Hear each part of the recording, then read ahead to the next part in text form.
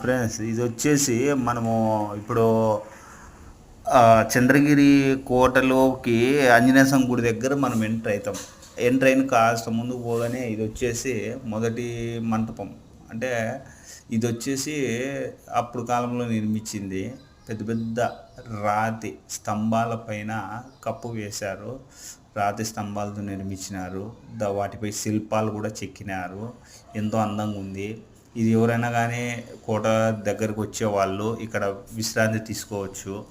అటువైపు ఇటువైపు దాదాపుగా ఒక 100 మంది, అటువైపు 100 మంది, ఇటువైపు 100 మంది విశ్రాంతి తీసుకునేలా కట్టినారు. చాలా ఎత్తుకు కట్టినారు. ఇది మధ్యలో దారి ఉంటుంది. అటువైపు ఇటువైపు ఎవరైనా కూర్చోవచ్చు, వర్షం వచ్చినా ఎండ వచ్చినా.